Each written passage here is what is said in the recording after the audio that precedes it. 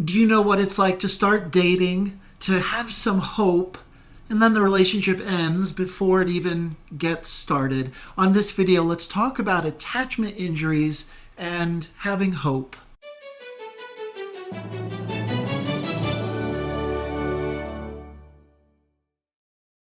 I'm Alan Robarge, an attachment-focused psychotherapist and a relationship educator, and I like to talk about how do we heal attachment injuries and also improve our relationships. And this video is going to, in some ways, be simple. It's not very complicated, and it's more joining you in an emotional place that I'm going to assume a relationship started, you met someone, there was potential, and you had this feeling of hope.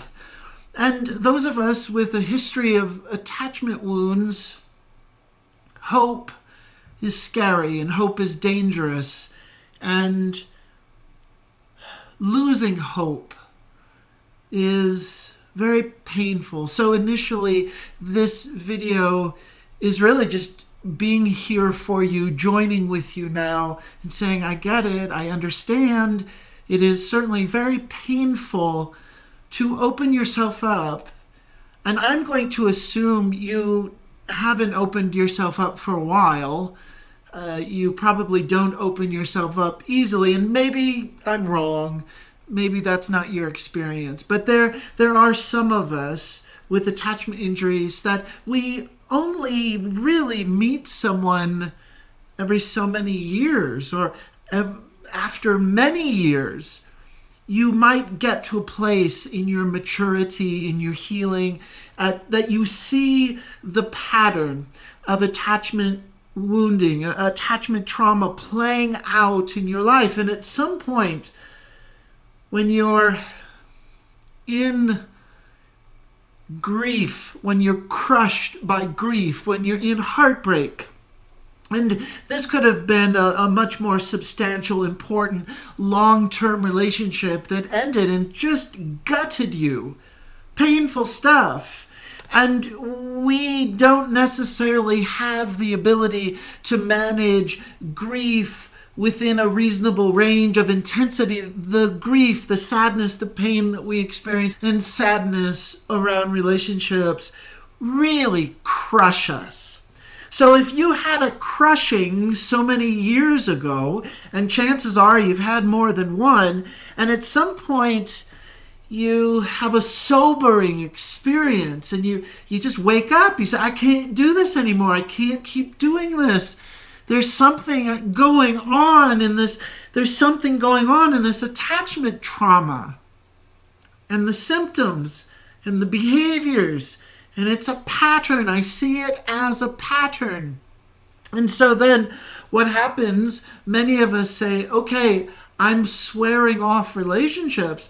I've got to focus on me. I got to focus on healing. I got to focus on therapy. I've got to focus on where is this coming from and why is this happening?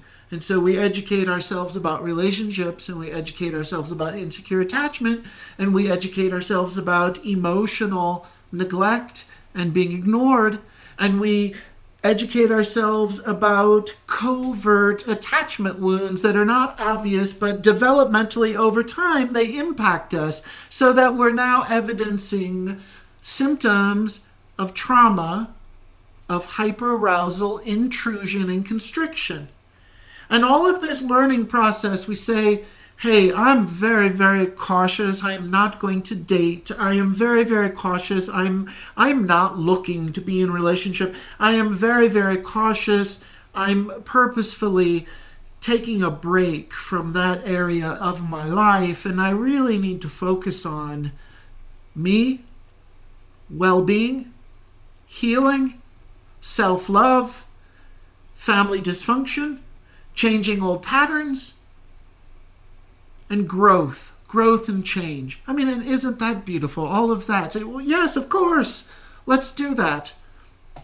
It's hard because we're purposefully saying, you know what? I'm going to stay single. I'm going to stay alone. I'm not playing this game. I don't trust the system. I don't trust my internal, the way that I'm approaching this. This has happened one too many times. It's that phrase, sick and tired of being sick and tired. And so years pass, maybe not as much for you.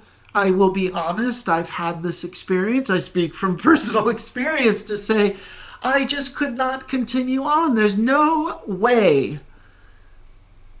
So many years ago, I just said enough. Attachment needs not being met. What is this attachment trauma? And then, oh, by the way, in the process, I made over 200 videos and continued to research, continued to figure things out. I feel confident that I figured things out. It doesn't mean that I am immune from the old patterns playing out again. And one of the very, very painful things that we experience, and this I'm going to present as a skill. I mean, it's hard stuff. It's not fun. You're not going to like it. I don't like it. But when we finally get to a place, we say, you know what? I'm going to open myself up. I'm going to let in this connecting with someone. And this really touches me. This is so emotional because I've seen this time and time again with clients who I care about, who I see their journey, their process, their healing, their growth. And at some point get to a place and say, you know what, I met someone. I went to a party, I met someone, or a friend of a friend introduced me to someone, or I went to this work conference, and you know what, I met someone. And it is presenting as potential. Exciting, right? And there is this awareness. Many of us have a kind of caution, and we might say, well, I'm feeling a little cautious, don't want to go too fast, don't want to jump in too much.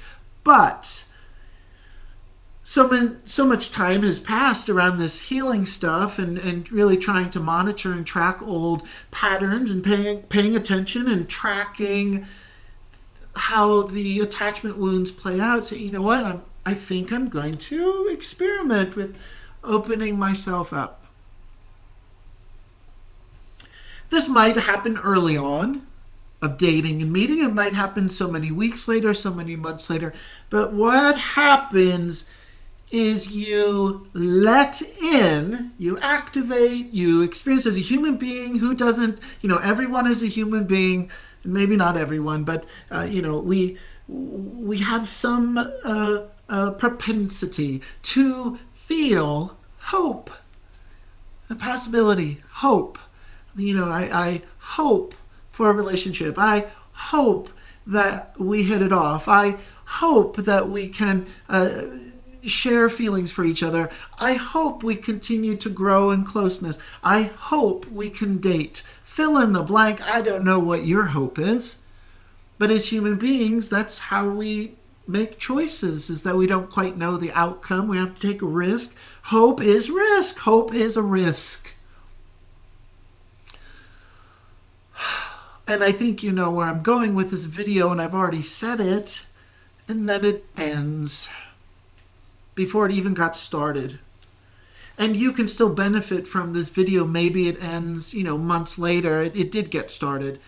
And we're at the same place, and I'm focusing a little bit on how I do believe, I could be wrong. I mean, hope is different for each person, and depending on the depth of how, I don't necessarily think it's easier to have loss of the potential and to have hope die in the first 2 weeks or 3 weeks compared to the first 3 months or 6 months. Now, I know you feel free to argue with me about that, and I can understand it can go both ways. It's very subjective, very personal.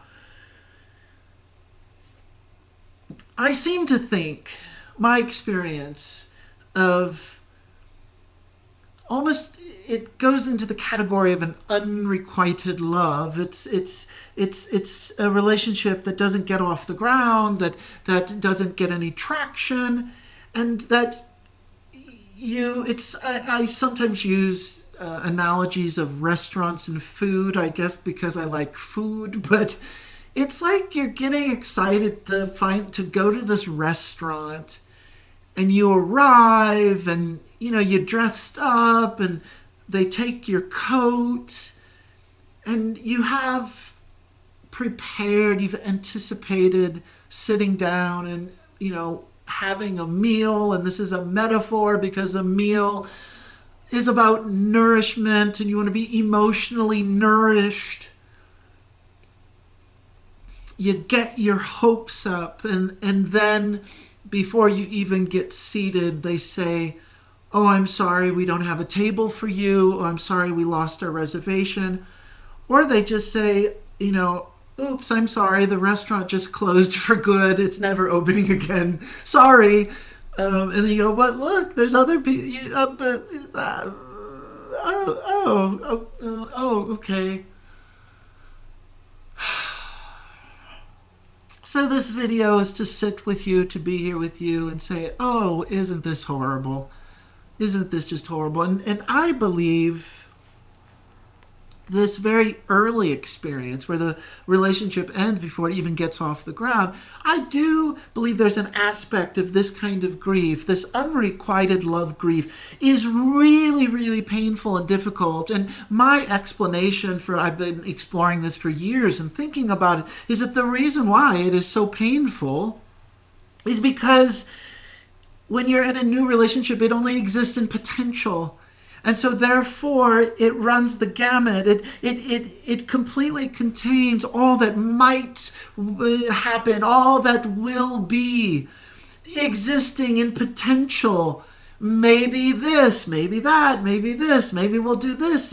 We'll have this chapter of relating and this chapter. And guess what? You get none of those chapters. None of them. It ends. So you're grieving the potential, and this potential exists in the infinite. And so this is why I believe the internal experience of unrequited love is a depth of grief that exists in the infinite. And how the heck do you make peace with that? How do you reach the end of grieving? You don't.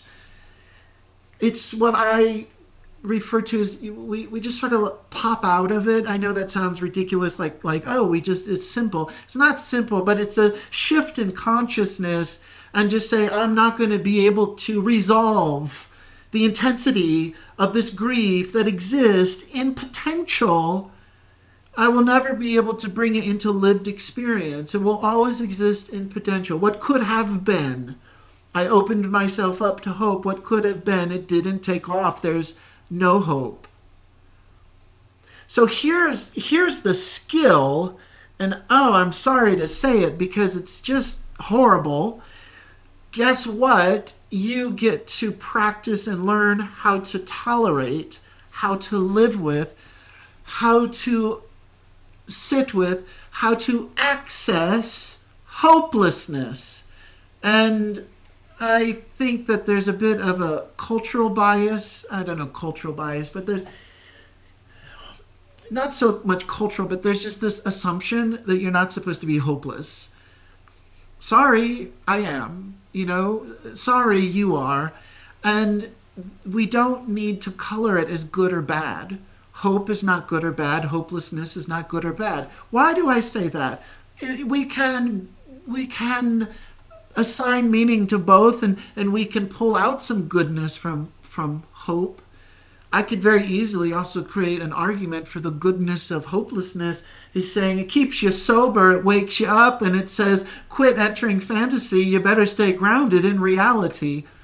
And work with knowing disappointment is here, impermanence is here, it's on the horizon. Or we're no longer moving towards the horizon. We are the horizon. We are it. It's happened. We are disappointed. And to say you will be disappointed for the rest of your life, I will be disappointed for the rest of my life. Not all the time, not in like completely paralyzing ways. But relationship-wise, here you are again. It didn't work out. Here you are again. Especially, like I said in the beginning, perhaps if you're someone who took a break from relationships and you're a bit cynical, you're a bit cautious, you do not believe that this is really going to happen for you. You perhaps might even question if you're lovable. and you did meet someone. How wonderful. You're excited. You texted a friend. You called a friend. You allowed yourself to care. You allowed yourself to feel the possibility of creating a chapter of interacting, of relating, and maybe that chapter would open up to the next chapter and would deepen in intimacy and open up to the next chapter and deepen in vulnerability. And in the meantime, you have this experience and that experience and this experience, and all of this hope is getting folded into the experience of dating. And it didn't work out. So now you're left with this great absence. The most important thing here is to take it at face value and say there is nothing unique about this and you. The fact that it didn't work out is a reality for all of us. Relationships just don't work out. And this is not a way to collect data to disparage your character, that you're being rejected and there's something wrong with you and you're not good enough and all of that business. And again, to step back and say, this is very neutral. This happened. This has been happening to every single person since the beginning of time, of hope, relationship hope, possibility, and it doesn't work out. So there's a very impersonal, there's a very removed objective experience of saying we had hope as a human being, makes sense, and guess what? Now you're entering hopelessness.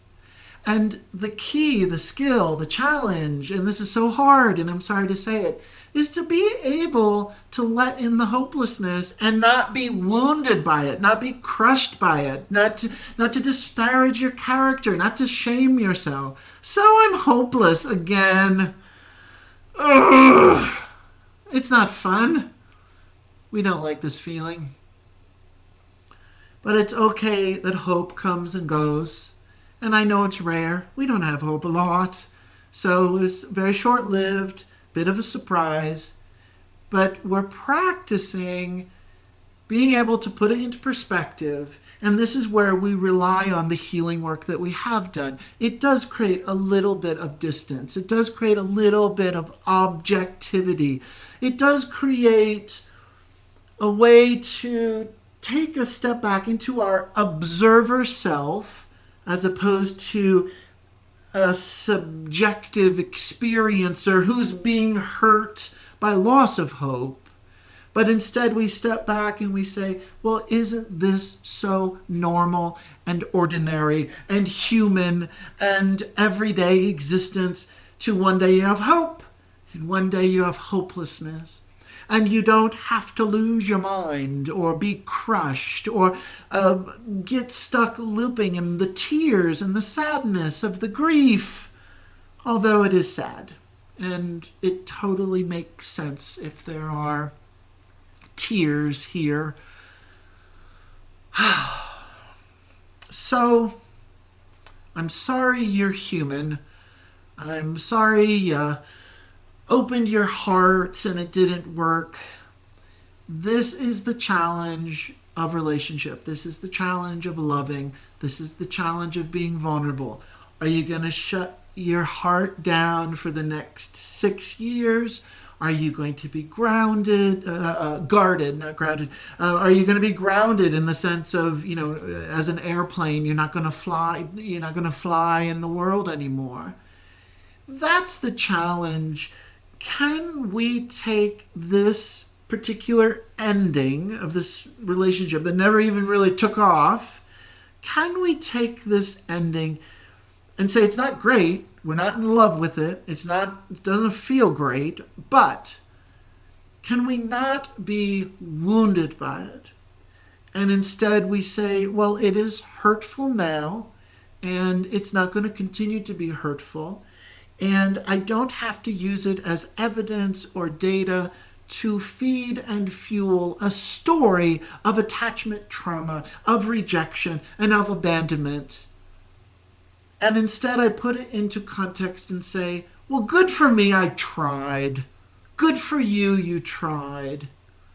And that you're willing to, as a human being, open yourself up to attraction and attachment and emotional intimacy. And I'm sorry it didn't work out. That's the nature of human relationships. We open ourselves up to being vulnerable. We open ourselves up to getting hurt. And so then we need the skill to be able to brush it off and shake it off. And sometimes when we brush it off and shake it off, we say, oh my gosh, not only are we just hurt, but that's the ultimate hurt. It's done. It's not happening. There's no relationship here. Wow, I feel hopeless again. And can we not over-identify with hopelessness? It doesn't need to become our identity. It doesn't need to be a rule of how we're now seeing the world and everything's hopeless. No. You prove to yourself you can feel.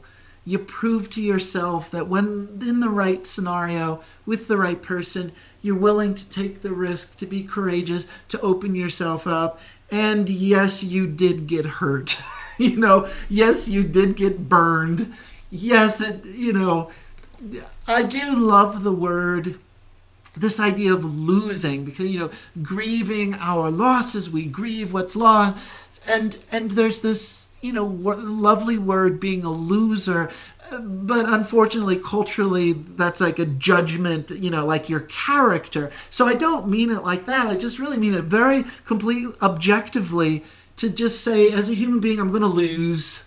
And guess what? I love the phrase I say, sooner or later in life, you will lose something. You will be a loser. I find comfort in that because I'm not immune from that natural human experience. As much as we hate it, we don't want to lose. We all want to be winners. You want to get what we win. But this is saying, guess what? Look at how human you are. And you lost. And to then, those of us with attachment injuries, attachment wounds, attachment trauma, we can say, I can manage this loss. I'm not going to lose my marbles. I'm not going to lose my identity. I'm not going to spiral into hell. I'm not going to spiral into a hell of rejection and abandonment. Again, it's not fun. I don't like it. But I can get through this. Because I have my eye on the prize. And my prize is not another relationship. My prize is not another person. My prize is not being loved in relationship by another person. The prize is to be able to stay present and be with myself, whether I have hope or hopelessness.